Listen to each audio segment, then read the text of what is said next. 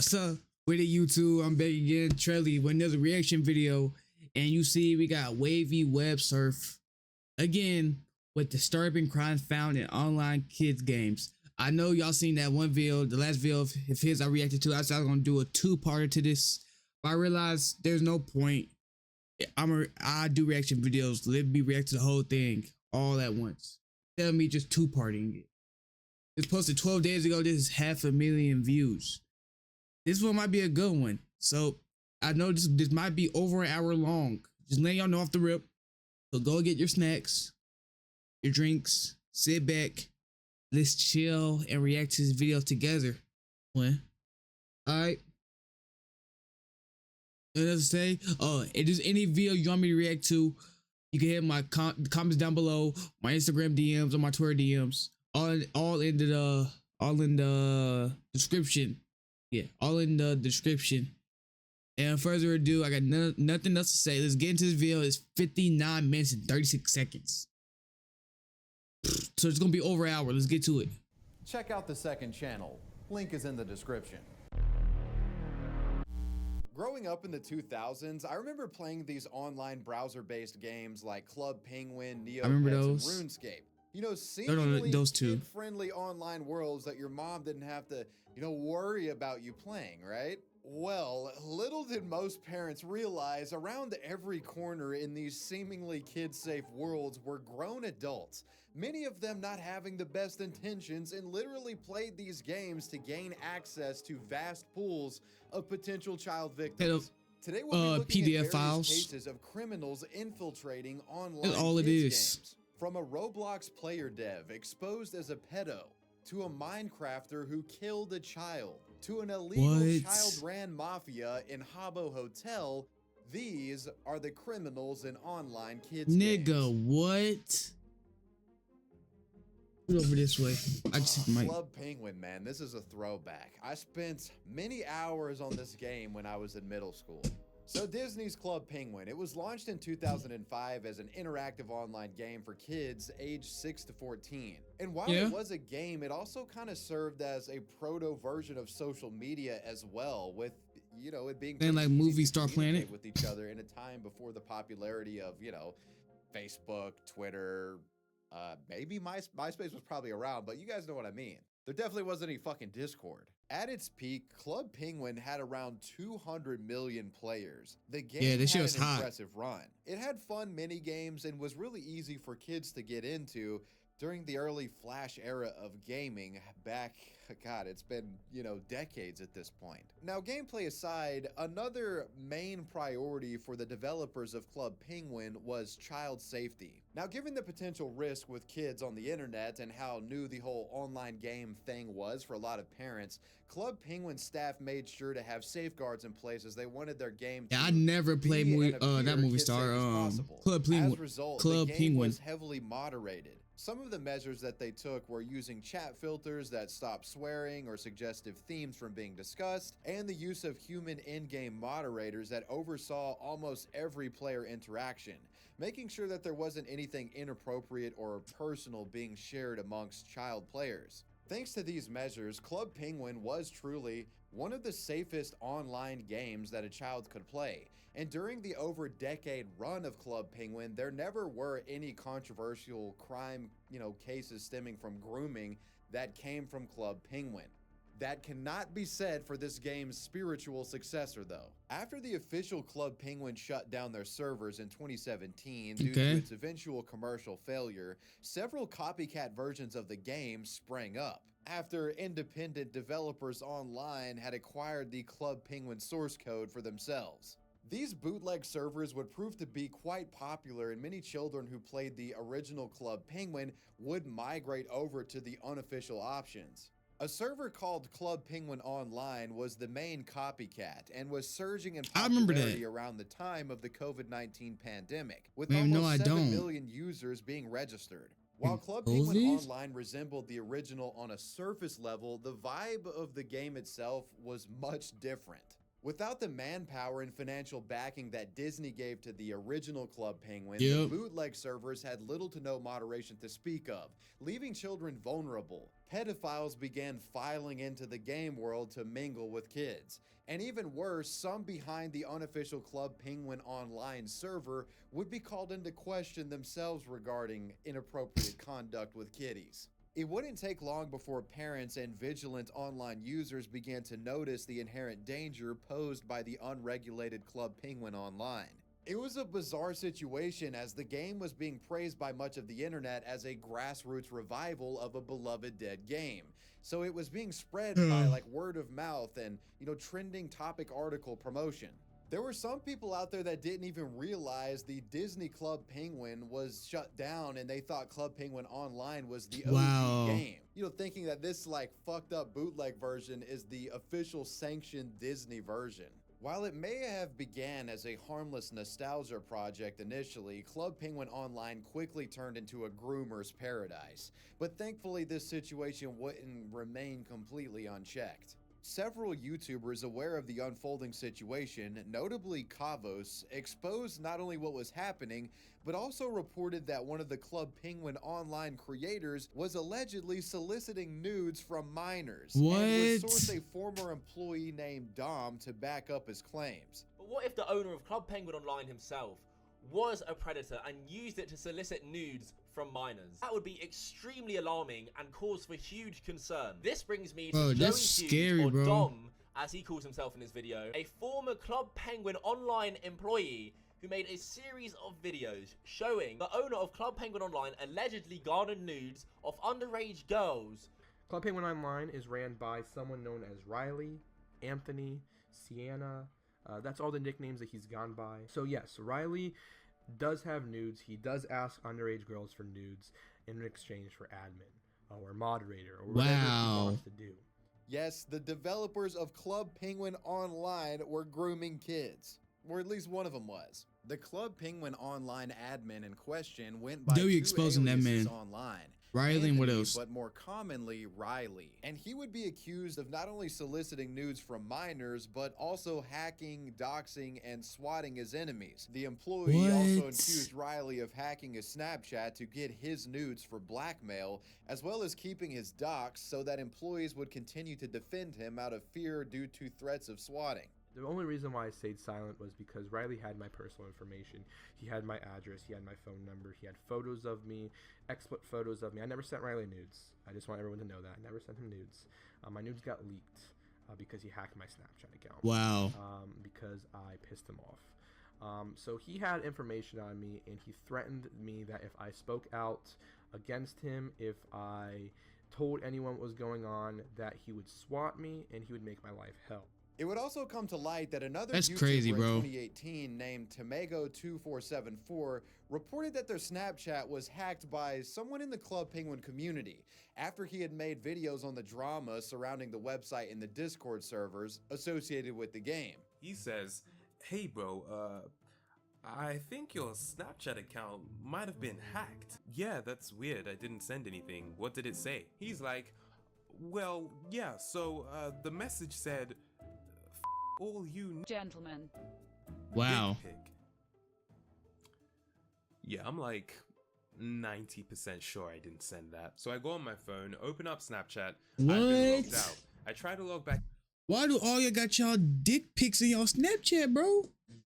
Keep that shit in your fucking hit it in your iPhone. Lock in, gang. I can't log in. I go check my email. 3 emails in a row from Team Snapchat. And the alleged leader and orchestrator of this hacking, surprise, surprise, they went by Anthony or Riley. Allegedly, what Riley was doing is he would have access to all of the emails that were used when signing up for Club Penguin accounts. And if anyone crossed him in any sort of way, he'd cross-reference your email with online data breaches to basically find your passwords and information and hack into your accounts, enlisting the help of friends to do so. On top of all of that, there was also revenge porn being shared around in Discord servers surrounding the game, further making it even more clear that the legacy of this once beloved children's game was really in the worst hands imaginable. Now, you'd think with a reputation like this, someone like Riley would have been exposed years ago. Well, he actually was. In fact, his history was reported multiple times on websites like Reddit, but allegations against him never seemed to stick, and Riley simply brushed accusations against him off as fake. And when there was photo proof, it was fabricated screenshots by jealous haters, he said. The series that was made by Dom was a 4-part expose on everything to do with Riley and his abhorrent actions. The documentary was showcased and highlighted by YouTubers like Kavos and Mudahar, who would go on to put further spotlights on the story themselves. In Mudahar's video, he would even uncover that there were online records of arbitration between Disney and the bootleg Club Penguin owner over the domain name of Club Penguin Online, where it was concluded that this individual acted in bad faith. Now, in this decision that we're going to look at, right, this is really key and important. The complainant is Disney Canada, right, and the respondent is the Club Penguin Online leader. I'm not going to name names here, Yeah, but don't. they've Yeah, identified them. you know, you Disney knows who should it say is. names, We all but know. Disney said that they were the ones who operated an online portal for kids widely known as Club Penguin, and they relaunched as Club Penguin Island. Complainant has rights in the Club Penguin trademark based on the registration in United States Patent and Trademark. Number 2, respondent lacks rights and legitimate interests in the clubpenguinonline.com domain name because respondent is not commonly known by the disputed domain name and is not authorized by complainant to use the mark in any way. Respondent Wow. fails to use the disputed domain name in connection with a bona fide offering of goods and services, or for a legitimate non-commercial or fair use. Number 3, respondent registered and uses the domain name in bad faith, attempting to disrupt complainant's businesses by using the disputed domain name to offer pirated copies of the complainant's products. After YouTubers began to tackle the subject, the mainstream media would also become aware, and BBC would do an investigative expose on the website in late May of 2020, witnessing firsthand how players were simulating sex in the game and exchanging racist and anti-Semitic verbiage. What? Stuff more accustomed to I a will 4chan be- message board, not a children's online game. The report also found many children playing alongside adults, as well as an internal proxy war that included other Club Penguin copycats attacking one another to take down their rivals, which included hiring Nigga, hackers what? and other nefarious online delinquents to hack and dox users from other Club Penguin websites. What's been Like, going that's on fucking inside crazy. the game is one thing, but behind the scenes, it's truly murky. Since Disney dropped the game a few years ago, there's been a nasty battle for supremacy and ownership of these fluffy penguins and their fans. Rival versions of the game or servers are accused of hacking, intimidation and stealing in order to get one over on each other. This former volunteer administrator of Club Penguin Online claims he was encouraged to attack other Penguin games. I dox users, so Ooh, your mic's I would terrible, my dox boy. them, which is personal information on the person, their address, what they look like, their family's information, etc. I would DDoS other users. I would Mike threaten is people. terrible. I never swatted anyone. I just want to make that clear. Never did anything like that. The stuff that I did is kind of similar to what happened to me. So obviously now I feel really bad about it. A lot of their sources for the hacking and course swatting you should. reports were the same sources from Kavos and Mudahar's video. These videos would aid in bringing attention to the subject, and it wouldn't take long before Club Penguin Online staff took a hit. On May 14th of 2020, Kavos would say that there were reports of Riley being arrested, making bail, and then breaking the terms of this bail. There are reports, But no confirmation yet because we haven't found a police report, but that Riley was arrested and is made bail, in which people have said he has broken the terms of his bail. We don't know what's going on yet. However, this story is probably far from over. He concedes, though, that he's not 100% about the reporting. Muda would also make a similar statement, but there was no concrete proof, just testimony that he had been arrested. Now, are the police in the United Kingdom doing anything? Allegedly they are. I've heard he's been arrested, I heard he's posted bail, and then I heard he's broken the bail. And UK This nigga police don't hasn't care. said anything about it. Like, there's not even a police report. Apparently they're working behind the scenes. That's all I'm getting. It is to note that the articles from the BBC uncovered that one British BBC man was arrested on suspicion of possessing indecent images of children. This is believed to have been Riley, who was British. But again, there hasn't been an actual Nasty name fucker. given. After the investigation was made public, Disney ordered a cease and desist against the website. However, Finally, the bro, game what simply took so just moved long? to another major site called Club Penguin Rewritten. and the copycats just kept spawning in. It seemed like this would never end. But a few years later, there would be an update. On April 12th of 2022, 3 people were arrested in London on distributing materials infringing copyright, and the website for Club Penguin Rewritten was seized by London police. One of them is believed to have been Riley, but all the reports are anonymous. Hey there, I'm a data broker. Remember back in 2009 Hey gang, we when you gon' 12, skip I got- right past you. Guys, Word is Otherwise, you're born. handing over full use the internet. Check them out. And use code WavyWebSurf for 20% off. The hell's this? In 2015, 21-year-old Brandon Fisher of Galloway, New York was one of the wealthiest players in RuneScape, where he went by the name Moltranex. But while he may have had things together within the game, his real-life situation was apparently not so stable. This is the RuneScape player turned domestic assaulter. RuneScape is a massive MMORPG Yeah, what the hell that is has this? been running since 2001. RuneScape isn't a kid's game. All right, look, I know some of you guys are gonna kill me for calling RuneScape a kid's game, but damn it, back in the mid-2000s during the peak of What is RuneScape and other this? Flash gaming and Java games, you know, RuneScape was played mostly by fucking kids, okay? Hell, I was one of them, all right? Motherfuckers had this shit running in the library computer setup in middle school, so don't come at me with it. It wasn't a kid's game. Multiple generations have become addicted to RuneScape throughout the years. Is it still a Grinding thing? skills, fighting monsters, I'ma find out, PKing, honestly. completing quests, and stacking gold.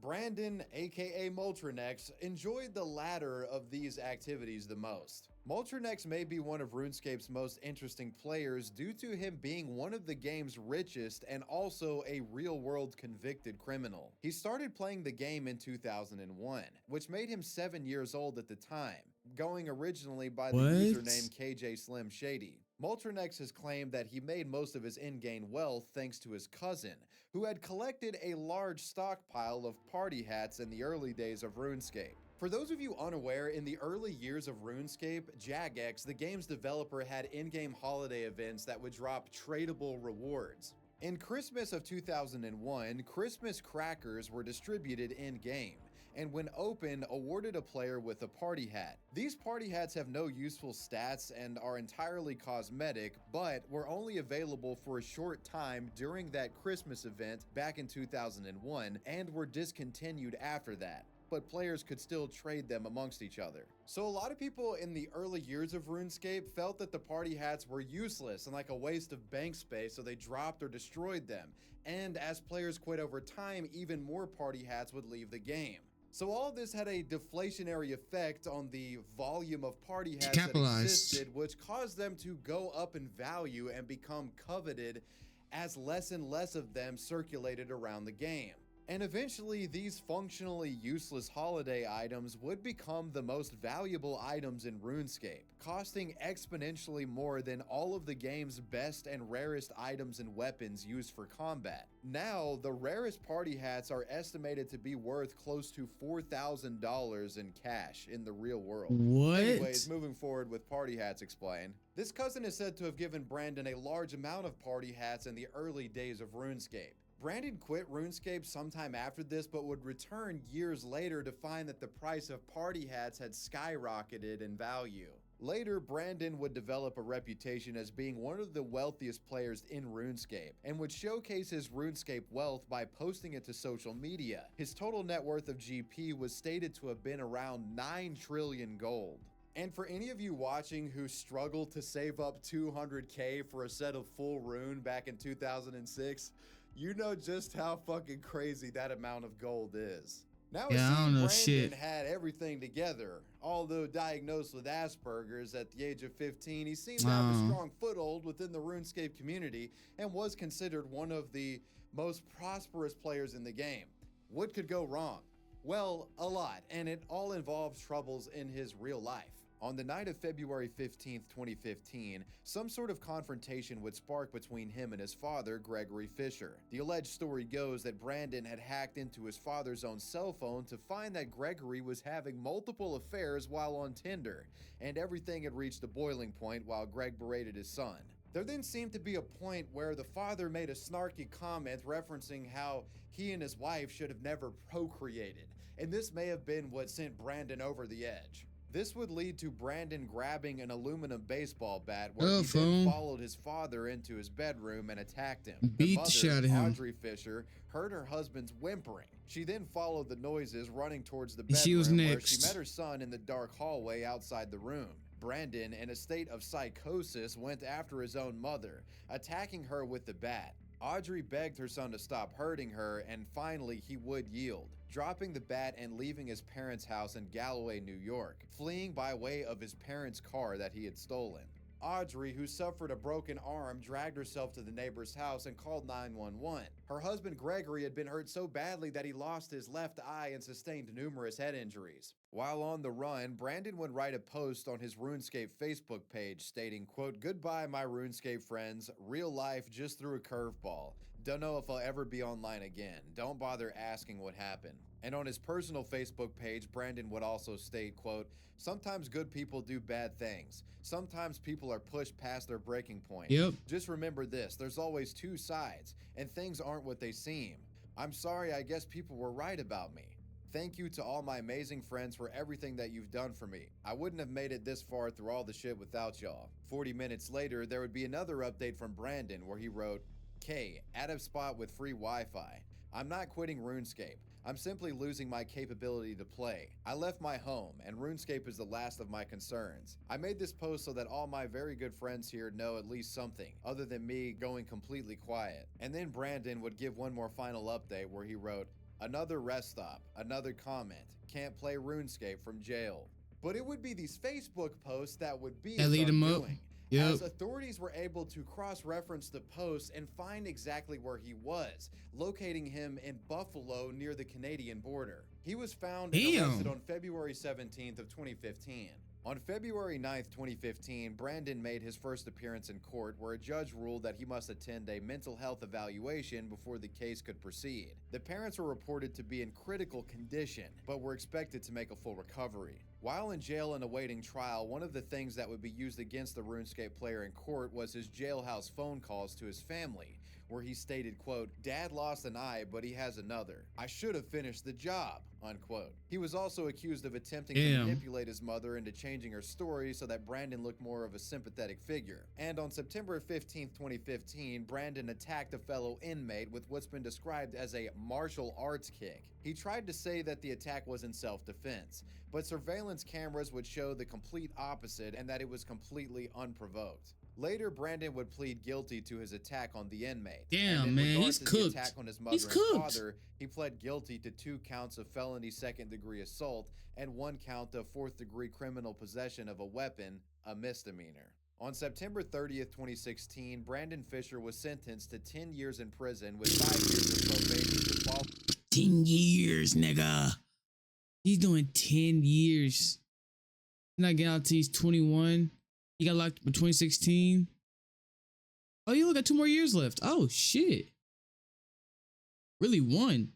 It's gonna be 2025. Oh, damn. Follow his prison term. Many of his family members were in court while the verdict was read and stated that they loved him and would still support him. Quote, "Our family supports Brandon. 10 years is a long time, but I will be there with him every moment. I just hope he gets the help he needs." Brandon's mother surprisingly spoke up for her son, claiming that Brandon underwent years of abuse from his father, and it had just reached a boiling point. His mother would also argue that her son had autism that would cause spurts of anger. One of the only things that calmed him down was hitting a tree with an aluminum bat, according to her. Brandon also addressed the court stating, quote, "I am far from perfect and I made a big mistake. I was traumatized by my crime, and my first 10 months in jail I was angry and confused, trying to justify what I did in my mind. I used my time in jail to grow from a boy to a man. I've come a long way." He also says, quote, "Dad, I'm so sorry for hurting you. Mom, I love you, stay strong. Someday I will be back and we can create more beautiful memories.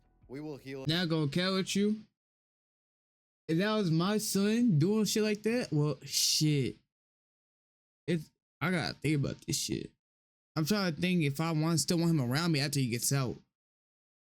But I probably won't though. Cause like me give you all the love and affection you need. Well, it say he was abused. But still, you being abused. I know there's bad times in life, but I know there was some positives in your life too that me as your dad helped you out with. You feel the need just to beat the shit out of me with a baseball bat? All cause you're mad at me? Crazy as fuck, bro. As a family, Crazy I as shit. After sentencing, Brandon addressed the media when asked about his parents. Quote, "I love them very much. I'll be home in 6 years." Adding that he wouldn't serve the full sentence because he would get good time. Roblox. It's an online gaming platform developed for children and sadly has a history of being a nest for pedophiles who hide within the ranks of these child players and strike when you're least expecting it. One particular incident involved a Roblox community developer, 23-year-old Arnold Castillo of Paterson, New Jersey, who went by the online alias Jacob Shedletsky, which was a name derived from John Shedletsky, one of Roblox's founders. Arnold had been developing a Sonic simulator within Roblox starting in 2017, which had gained a bit of notoriety online, and he became one of Roblox's top player developers. Although early on there were signs that Castillo wasn't all there. Like at one point he had falsely claimed to fans in his community that he was John Shedletsky's brother, who was one of the creators of Roblox itself. This obviously wasn't true, most players didn't believe him, but with so many kids around, there were a few that took him seriously. Over the years, Castillo continued to climb the ranks of the player-developer community. His Discord would explode to the point where the server became a hub for the game of sorts. A hub that inevitably grew quite inappropriate given the context of it being filled with children. Allegations of why the kids got Discord anyway? Between minors and adults occurred on the server, and Castillo is said to have done nothing to stop it. In fact, he was actually encouraging it. Many members that were active in the server have stated that predators invaded it eventually, and a weird fetish culture around minors developed. And one of the main enablers and leaders of this fetishization was Arnold Castillo himself. At one point, it was reported that Arnold even went as far as to personally message a 12-year-old girl, and he would get called out for this behavior within a scandalous Google Doc that was trying to expose him. On September 16th of 2020, Arnold would respond with his own YouTube video. This is a serious video, so there's no room for satire in this. I just want to get straight to the point. Let me start by apologizing for the things I've said. And what you say? I know I shouldn't have said those things regardless of the context. My sense of humor has always been very harsh, dark humor, if you will. And while it doesn't excuse my behavior, it does reveal that I had no intention on moving on any of the things I said. It was pretty common knowledge that these jokes were being made in my community. Maybe not to the extent it actually occurred, but definitely known. So far as to the point where I was known as the old man with kids in his basement. In the video, Castillo would also attempt to defend himself by recruiting various individuals he allegedly worked with and had them speak on his behalf, with them giving testimonies in an attempt to dispel the pedo allegations and salvage the guy's public image. Hey there, my name is Charlie. After seeing this, I want to make my point clear. I've had these things happen to me in the past, as I've spoken to him in that way. I tried forcing explicit content out of him, guilt-tripping him a lot of the time, and making him feel bad. However, he never took advantage of my young age at 12. I was 12 at the time. I am dead inside Sonic. I've known Jaden for the past 4 or 5 years. Jaden's humor has never been the greatest, and he has no doubt... Jaden has never been the greatest. He's my bestest friend I ever knew. He did not try to do anything he said. He was just young and dumb. You sound fucking stupid, nigga. Taking some why are you trying to never to the point of illegal action? Defend this. He understands the clear dividing line between jokes and serious, harmful actions against others. Yes, the jokes he had made were very inappropriate and should have never been said to a minor, but the jokes were never more than just jokes and were completely taken out of context. Castillo even goes on to blame a 12-year-old in a server for the allegations he was facing, essentially trying to say the minor wasn't a good person and that they couldn't be trusted. You know, basically victim blaming. Complete degenerate talking points that no one should be fucking taking seriously. Red, what I said to you earlier about my apology was completely sincere. Of course. And I hope you can someday let go of this hatred. However, I will call you out on this because you cannot be claiming to be an angel. Red has no problem admitting that she craves attention. Her behavior before anything else really just kind of screams it. Now, in a community of children, initially Castillo's You gave it bullshit to her. defense worked at quelling the allegations. Wow. And it looked like he may just get away with grooming minors. But some adults within the Roblox community, including the YouTuber Ruben Sim, would eventually catch on to the story and became outraged at what they saw as outright grooming. Grooming by a popular Roblox community developer. Seeing that official Roblox staff weren't doing anything about this community developer, Ruben and others called them out, organizing tweets, videos, and Google Docs with evidence against who they believed was a pedophile taking advantage of the youth. This would be a success, and Arnold's main Roblox account was deleted after Ruben Sim had gotten in touch with the company. Yet, unfortunately, this wouldn't stop the guy from making money due to his main account not being a main source of his income.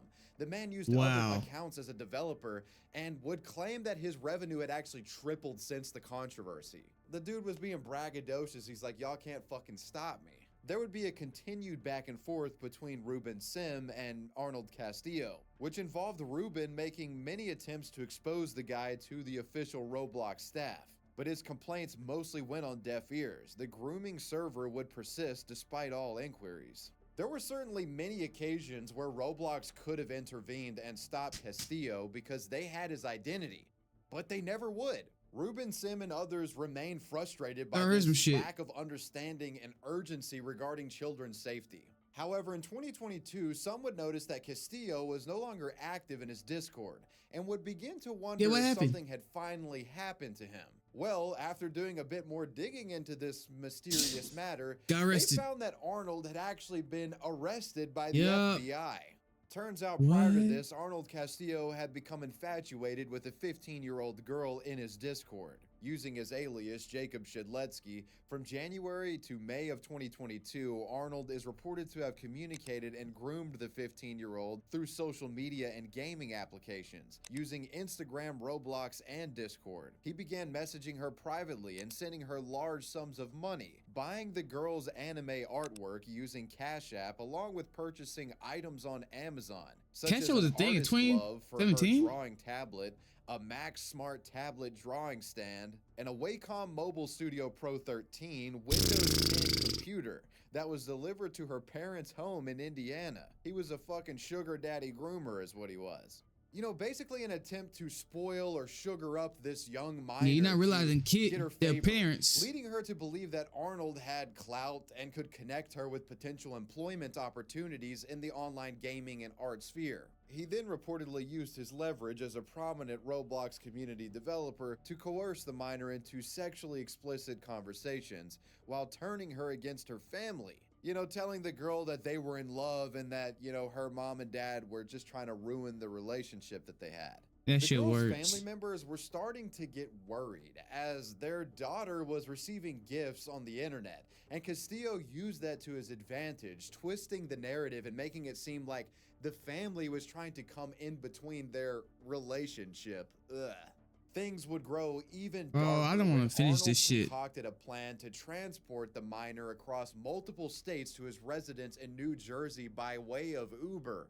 Arnold would use the app to hire a driver in New Jersey and then transported the girl 700 miles to his residence, paying the driver $500 through Cash App before they left in New Jersey. That's not and enough. Another $500 when they returned with the victim. I don't know if the driver noticed anything suspicious, or maybe he just figured he was transporting a girl to her family.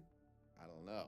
Regardless, this depraved mission was a success, and the 15-year-old girl was picked up in Indiana and taken to Castillo's house in New Jersey. While within the confines of Arnold's home, the minor was sexually abused multiple times to the point where Arnold even hired an Uber to purchase Plan B for her in an attempt to prevent pregnancy. It's also reported that while she was with him, Arnold confined the girl to a small room, where he kept his eye on her at all times, controlling her movements and where she went, along with access to food and basic necessities. While this was all going on, the young girl had been missing for days, and the parents of her were absolutely worried. They would report her missing on May 3rd of 2022 and hope for the best. Now, the family was well aware of Castillo, and he would become the #1 suspect. But it is to note that Castillo wasn't using his real name. He was going by his alias Jacob Shidletsky. Police even conducted an interview through phone call on May 5th with Arnold, who lied to law enforcement, stating that he had no idea where she was and that she must have run away. However, authorities would finally catch up to Arnold on May 11th of 2022, after FBI agents were staking out his house and caught Arnold walking with the girl in front of his house. They then swooped in, recovered the girl, and arrested Arnold Castillo on the spot. While searching the pedophile, officers found several unopened condoms in his pocket, and when taken in, Castillo would confess everything to authorities. FBI Indianapolis Special Agent Herbert J. Stapleton would have this to say, quote, "This was a horrible nightmare for both the child lured away from her home under false pretenses and the family who was left to worry about where she was, if she was safe, and if they would ever see her again. The FBI and our partners will always do everything in our power to safely recover a child and reunite them with their loved ones." United States Attorney for the Southern District of Indiana, Zachary A. Myers, would also say this, quote, "No parent should have to endure 8 torturous days not knowing if their child is alive or dead, only to learn that a stranger used social media and other online tools to groom their child and spirit them across the country. This defendant is a stone-cold manipulative child predator who used the tools of social media and gaming to abuse a vulnerable child and then obstructed the efforts of law enforcement officers to secure her a safe return home. I commend the outstanding work of law enforcement agencies along with the FBI, Indianapolis, and Newark field offices for working around the clock for 8 days to bring the victim home safely. Thanks to the outstanding work of these law enforcement officers, this dangerous predator will be unable to harm another child." After Arnold was arrested, he faced 2 life sentences for kidnapping a minor, and in August of 2023, Castillo was sentenced to 15 years in prison after pleading guilty to transportation of a minor with intent to engage in criminal sexual activity and coercion and enticement of a minor. It seemed that Ruben Sims' attempt to get in touch with the authorities were not in vain, as they were able to cross-reference his reports with the other arrest, and thus Arnold Castillo is behind bars. Although the non-existent efforts of Roblox are still being reported on to this day, and the company Roblox still crazy. To be criticized over this matter. Habbo Hotel. Habbo Hotel. Most of you watching probably know of this game thanks to a famous internet I never heard of it, bro. video. It's a second lifestyle game developed for teenagers and boasts a large child player base. It's an MMO based around 2D graphics with blocky pixelated avatars where players navigate through virtual rooms while in a hotel. The game is operated by a Finnish company called Sulaki and was created in 2000. In-game, I wasn't born yet, yeah, that's why. Decorate their own rooms, along with playing a multitude of games that are purchased by using Habbo credits, which have to be obtained with real-world cash along with special items bought inside the game itself. At the time of this story in 2007, 6 million people in over 30 countries were playing Habbo Hotel every month. Although the MMO was an incredible financial success, it has had some community controversy over the years.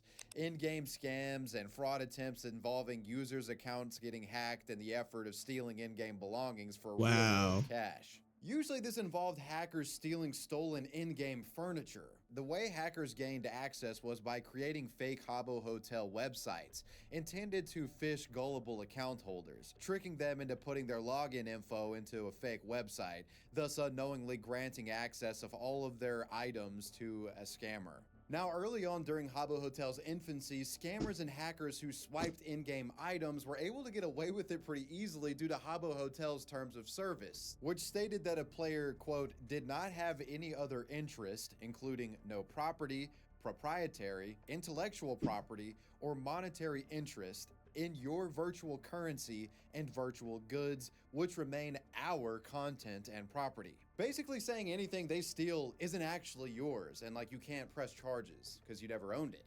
They owned it. See, back then, the idea of digital currency had yet to really be fleshed out. Therefore, anything in game wasn't actually yours. It was Habbo Hotels, who could theoretically do whatever they wanted with it. However, soon that would all change, crazy, and bro. crimes would begin to be reported and prosecuted. While investigating these attacks, authorities would soon find out that quite a few were teenagers. In November of 2007, Dutch police in Amsterdam were able to nab a 17-year-old who was accused of stealing around 4,000 euros worth of virtual furniture that was bought with real-world money. 5 other 15-year-olds were also questioned, all teenagers. and all 6 teens were suspected of working together as they phished accounts and obtained access to various Habbo Hotel accounts, where they then nefariously logged into these profiles and swooped up all of the furniture, transferring the items into their own virtual rooms in-game. A spokesman from the operators of Habbo Hotel said, quote, "The accused lured victims into handing over their Habbo passwords by creating fake Habbo websites. In Habbo, as many other virtual worlds, scamming for other people's personal information, such as usernames, has been problematic for quite a while. We have had much of this scamming going on in many countries, but this is the first case where the police have taken legal action. 3 of the minors would be convicted by a Dutch judge on April 2nd of 2009. The theft of accounts through phishing would continue to become a massive problem for Habbo Hotel, as in 2010 there were numerous investigations in Finland for phishing attacks on the website. There was also another incident involving RuneScape, in which 2 boys in the Netherlands, a 14 and a 15-year-old, physically forced a 13-year-old boy to transfer them a magical amulet from RuneScape into their inventories, beating the kid up and threatening him with a knife. What? In 2012, the Dutch courts ruled that virtual items could be considered goods, which therefore meant that That's what I'm saying, bro. You can't, the internet shit, you gotta be careful what you do on it. Like, you cannot stress this enough. You gotta be so fucking careful. Oh, shit. Cause shit like this go down. Like, dude got jumped and cold at fucking knife point for a fucking thing in the game. Nigga, shit ain't that damn serious, bro. Nothing's that damn serious when it comes to a game. that they could be stolen. As for the teenagers, not much is known given that they were minors at the time and their names were redacted. However, that said, as of now, the 17-year-old would be in his mid-30s, so you have to wonder what this guy is up to. Is he still scheming and hacking, or has he moved on to a normal life? I mean, I guess we'll never know. Maybe he works at an Ashley furniture store selling real furniture. Minecraft murder case. 14-year-old Breck Bednar of Caterham, England, was described as a relaxed and warm-hearted young boy Rest in that peace, loved my guy. video games. He attended an evangelist church and was a member of the Air Training Corps as well. Breck seemed like an all-around wholesome kid who had an affinity for computers and games like Minecraft.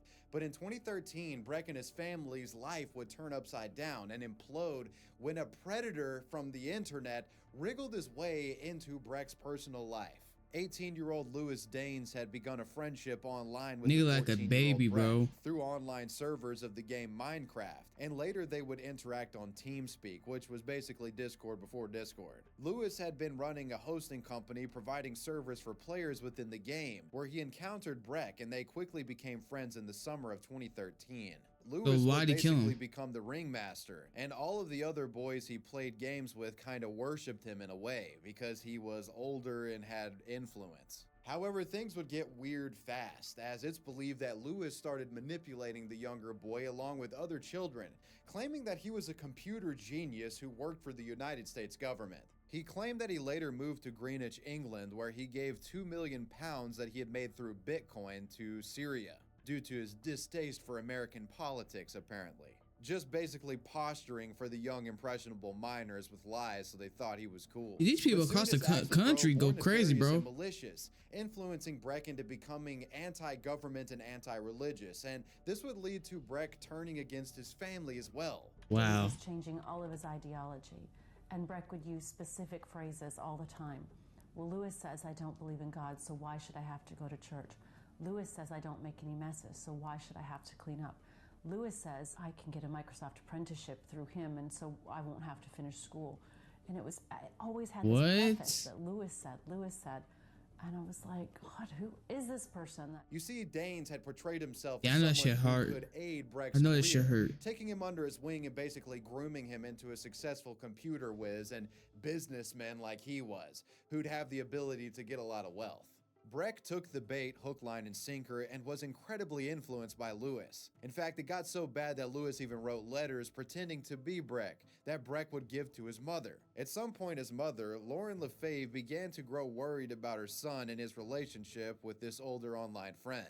There were times where she even established a communication with Lewis, talking to him through their computer, and during this he'd be super polite and understanding. But Lauren would later describe him as two-faced, because the moment their conversations would end, he'd go right back to trying to manipulate her son against her. And I did try to talk to this Lewis guy, I actually did, and you know, he's sort of two-faced, so we'll talk, but then afterwards, you know, he'll just turn on me again. There was even an instance where Lewis attempted to dictate Lauren's parenting, which made the mother extremely frustrated. It got so bad that I said, well, I just need to talk to him. And we went back and forth on live messaging with Lewis telling me how to parent Breck. And at the end of the conversation, I got fed up. I said, why are you telling me how to raise my son? I said, you know, Breck has told me that your parents weren't there for you, but I am there for Breck, and everything that I do is because I care about him and I love him. She saw a dangerous pattern and at one point decided to take Breck's computer away along with his phone. But when she had his phone, she started noticing texts of Breck's friends telling the boy to, quote, be calm and don't listen to your mother. This absolutely terrified her, and she felt it best to dial the authorities in England and make sure they knew what was going on. So on December 17th, 2013, she proceeded to make a call to the local police and report her concerns, where she made it clear that her son was being groomed for what she thought was sex. And she also felt that her son was being radicalized. Good evening, sorry please, how can I help? Yes, I have a 14-year-old son, and there's an 18-year-old person, and I feel like he's being groomed. He's being turned against his family and schooling, and it's been ongoing for a while, and I'm getting really concerned that this person isn't actually who he says he is. The operator would tell Lauren to make sure Breck had ceased all communication with Lewis and instructed her to tell Lewis to no longer contact her son and warn the older man that she had gotten in touch with That nigga does not look 18 at all, bro. The operator also said that in the meantime, they were going to cross-reference the name she was given to see if there were any criminal records on Lewis Daines, but reportedly the authorities would not follow up and things were beginning to get much, much worse. See, that's bullshit, bro. That's bullshit. You told her you was gonna follow up and you didn't do it. Now her son's dead, bro. I would have sued the piss out of y'all fucking. It seems that if they had searched a little deeper into Lewis Daines, they would have found that in 2011 there was a complaint filed against him accusing of raping a boy under the age of 16. It was reported that Lewis Daines was a secluded 18-year-old man who had spent time in foster care and spent his life living back and forth with his mother and father, and was now living alone after procuring a small amount of wealth. He would be accused of rape and sexual assault, but would never be convicted for these crimes. And why not? However, the charges did remain on his record. Although Breck's mother did everything in her power to separate her son from this despicable manipulator, the relationship between Breck and Lewis would unfortunately not stop, as they would continue to play games with one another behind Lauren's back, and in fact the two even became closer over time. Closer to the point where they would meet in real life, due to Lewis creating this scenario where he was prepared to hand his multi-million-dollar company over to Breck so that he could run it. But for him to do so, they would have to meet in person, and that's where things took a sinister turn. On February 17th, 2014, Breck would head out to Grays, Essex by way of taxi paid for by Lewis, and the destination was the man's flat. This is, of course, something he did not tell his family, because if they knew anything about this, there would be no way in hell they'd let it happen. Breck had led his father to believe that he was hanging out with a local friend and was going to spend the night. And this was a story constructed by Lewis and given to Breck. You know, he wanted him to repeat this story. Quote, if your father asks where you're going on Sunday, say you're going to meet a friend who's 14 named Edward Bly and moved to Cairo last year with his mother when his parents split up. He was a good friend for the first part of year 9, and he's invited you over to his dad's house for the day while he's visiting his father in England, who lives in Caterham. His father also said that you might be able to stay the night depending on their plans. Also, in casual conversation, to have your father afford more support for you visiting a friend, say, I've spent too many half terms and holidays indoors. I'm going to spend this one outside with friends. That should help him understand and allow you to go. I mean, this is like textbook grooming, dude. Yeah, this nigga's good. Epstein. The precise details of what happened within Dane's flat may never truly be known, but there reportedly was evidence of some sort of sexual interaction. And afterwards, Lewis proceeded to use duct tape to bind the boy's wrists and ankles, where he then took a knife and stabbed Breck in the throat, killing the innocent 14-year-old. But that wouldn't be all the guy did. Danes then took pictures of his sinister work and sent them to his online associates. These pictures would soon begin to spread to different friend groups online, and thus Breck's mother and father found out about their child's death when those photos were sent to them by other children. Wow. While pictures of his atrocious acts were spreading, Danes took a shower and calmly dialed the police to tell them that he had stabbed Breck while trying to stop him from taking his life, he says.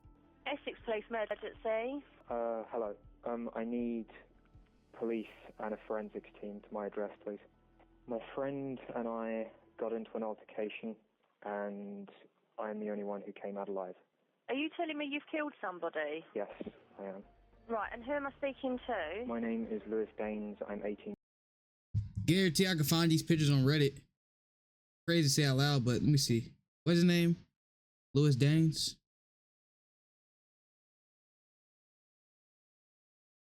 Lewis.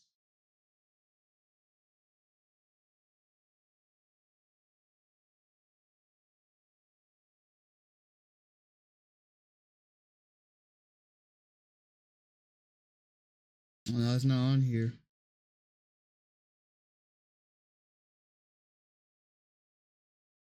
Nigga's weird, bro. That nigga would be 24 now. Rest in peace, Breck, man. Breck Bednar.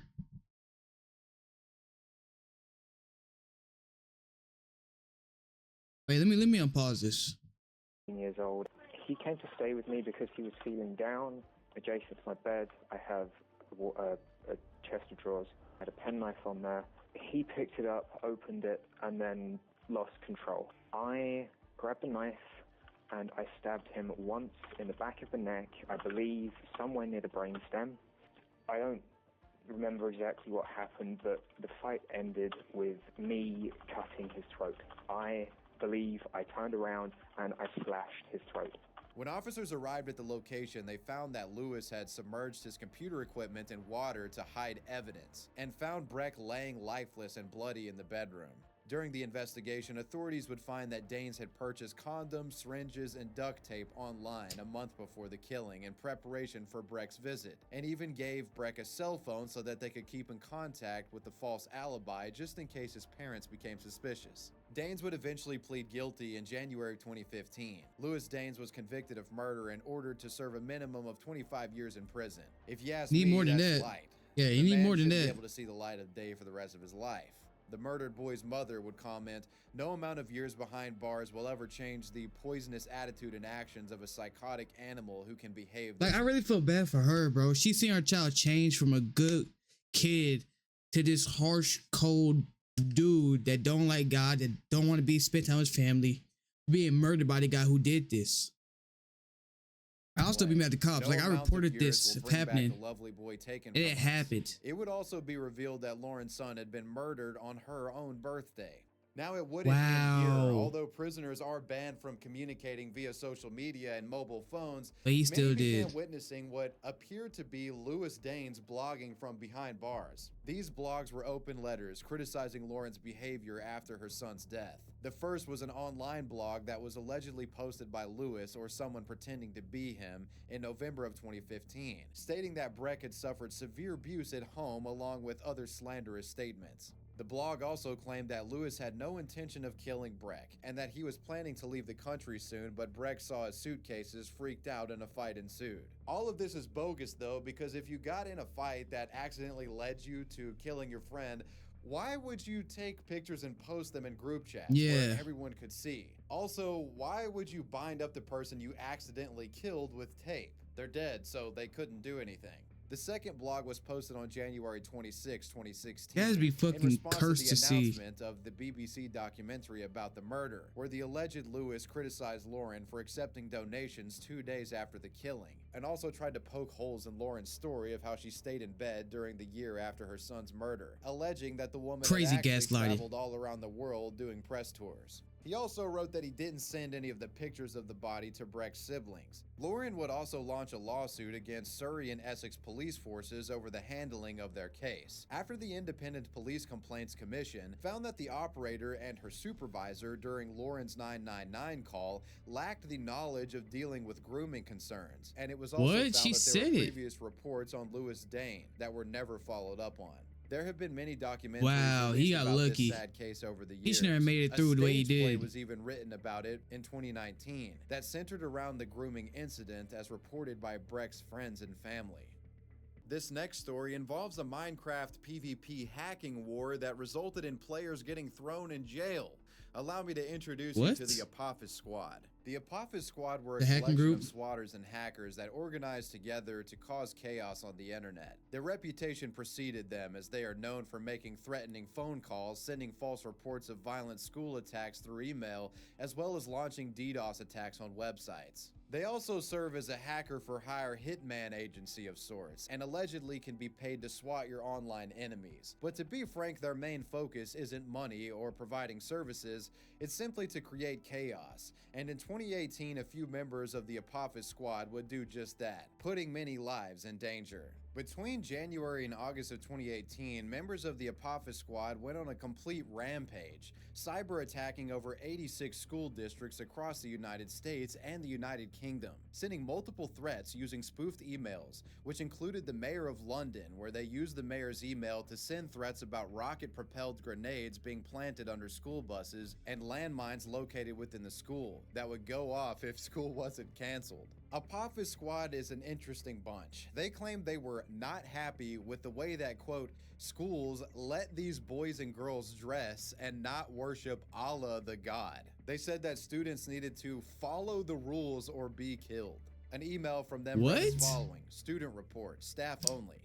Hello. A male student will be sent into your campus as you start the day. He will look normal, but what is in his bag is a bomb. The explosive that is in the 2 plastic bottles is called ANFO. It's a very powerful explosive. The point is that when you put this school on lockdown, this student will set off the bomb and will kill every student in the room and maybe the rooms next to it. It got so bad that a Twitter account claiming to be represented by the Apophis Squad asked their followers for cash in exchange for them swatting their schools so they'd have a day off. All of this insanity caused hundreds of schools to be on high alert and evacuated as parents were told to collect their children after they had received false bomb threats. Later, however, Sky News would find that a lot of these emails were being spoofed to look like they were being sent from a Minecraft PvP server called Velt PvP. This server is apparently a server with a highly popular game mode in Minecraft called Hardcore Factions, which from what I can understand is an intense sort of Minecraft PvP mode, where it's so competitive that like when guys get killed, they're willing to fucking hack each other to fuck each other over. And it's so insane that there's like rings of people doing this. I want to give a shout out to the YouTuber Law and Lore, who does a good job exploring how Minecraft was involved with the Apophis Squad. Basically, it was like an all-out online war between 2 rival Minecraft servers that started out as harmless trolling and then escalated into frantic carnage that put many lives in danger. Sky News was even able to get in contact with one of the anonymous users responsible for sending the hoax emails. When asked if he regretted frightening school children, the hoaxer replied, "It's horrible. It's not the nicest thing." He added that the reaction from schools showed failures on their part and understood that there was a chance that he would be arrested. When asked if he felt remorse, he said, "Mentally, kind of yes. That's human nature, but with the community, you have to become very thick-skinned or you'll get exploited." He said that he wasn't going to lose sleep over it. The goal in turn was to make it look like the Velt PvP server was responsible for all the false reports and bomb threats, along with other rival Minecraft servers. In a statement, Velt PvP said, "We're being harassed by a group of cyber criminals that are trying to harass us in any way possible. We're extremely sorry for anyone who had to deal with this, but just know it's fake." This didn't stop here, however, as more crimes were committed, which included DDoSing and virtually vandalizing websites, basically holding the websites hostage and demanding Bitcoin as a ransom payment. Another member called the FBI field office in Omaha, Nebraska on several occasions, reporting that they were deploying Ebola or anthrax in the office, and also threatened to rape and kill the wife of FBI personnel. The squad also reportedly hacked and defaced a website from a university in Columbia, blasting a picture of Adolf Hitler on the website, holding a sign saying, quote, "You are hacked by Apophis Squad." The problem with attacks such as these is it's on the internet and it can be quite difficult to track down the culprits. But on this occasion, it seemed the hackers and swatters had left a massive trail of breadcrumbs leading right to them. You see, one of their last DDoS attacks was against the email website Proton Mail. And Proton Mail doesn't fuck around. They tracked all of the information of these guys' digital footprints down and sent them to respected agencies, such as the feds. On the morning of February 12, 2019, Apophis Squad member, 20-year-old Timothy Dalton Vaughn of Winston-Salem, North Carolina, who went by the name Wanted by Feds and Hacker R Us, was arrested. There was also a second member in the indictment, George Duke Cohen, who was 19 years old from Hertfordshire, United Kingdom, going by the name Digital Crimes. He had already been serving a prison sentence in Britain due to him making a false report towards an airliner traveling from London to San Francisco. Both had been charged due to the cybercrimes that were reported back in 2018. It seemed Vaughn had been caught bragging about his actions in a forum, stating that Apophis Squad had targeted over 2,000 schools in the United States and more than 400 in the United Kingdom. Duke Cohen was also alleged to be the one behind the Twitter account taking credit for the hoax emails on behalf of Apophis Squad. On April 28th of 2018, he tweeted that he was, quote, planning to hit as many schools as possible on Monday. We hope that anyone just wants to have a day off or get out of that math test you have will email us any schools. We are working hard on getting 100,000 emails. Crazy thing is that George Duke Cohen had already been caught red-handed in 2018 and in turn was arrested, kicked out of school, and ordered not to get on the internet after making bail. But then he did it again and was thus arrested and again made bail. But that didn't stop him. Third time's the charm, and that's when he made the hoax threat towards the airlines and was finally arrested, this time kept in prison. Both Vaughn and Cohen were charged with conspiracy and 8 additional felony offenses, including making threats to injure interstate commerce and making interstate threats involving explosives. Vaughn is additionally charged with intentionally damaging a computer and interstate threat to damage a protected computer with intent to extort. However, this would not be all for Vaughn, into the as while FBI. searching his computers, the authorities found that he was in possession of nearly 200 sexually explicit images and videos depicting children. What the fuck is all these PDF files, man? In November of 2019, Vaughn pled guilty to 1 count of conspiracy to convey What's wrong with niggas nowadays, false man? information concerning use of explosive device, and intentionally damaging a computer, 1 count of computer hacking, and 1 count of possession of child pornography. Bro, what the fuck is wrong with niggas? Vaughn was sentenced to 95 months for the CP possession and 60 months for the other charges. George Duke Cohen was only sentenced to 3 years in a UK prison in 2018, but faced possible extradition requests that reportedly were never pursued. His mother did say in an article from June of 2019 that, quote, I am proud of the fact that he came clean. Prison is doing him good as he has to grow up. I'd like to again thank Johnny help for sponsoring. We don't do sponsors over here. Wow, this is really an hour-long video. Holy shit, this shit don't feel like an hour. The best one, which the best story he did was, I don't know.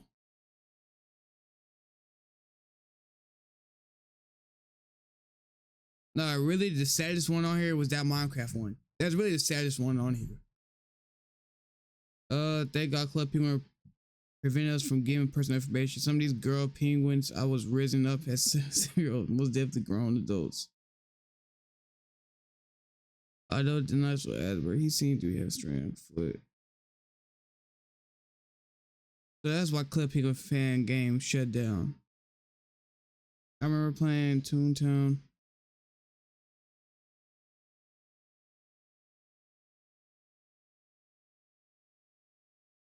That's it. My company got a 10-year ban from Habbo Hotel for running a fallen premium scam.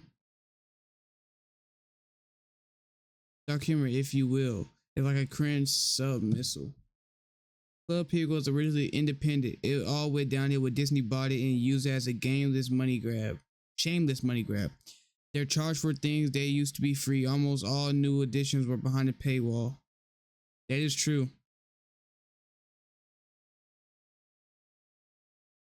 Oh, even before Pokemon.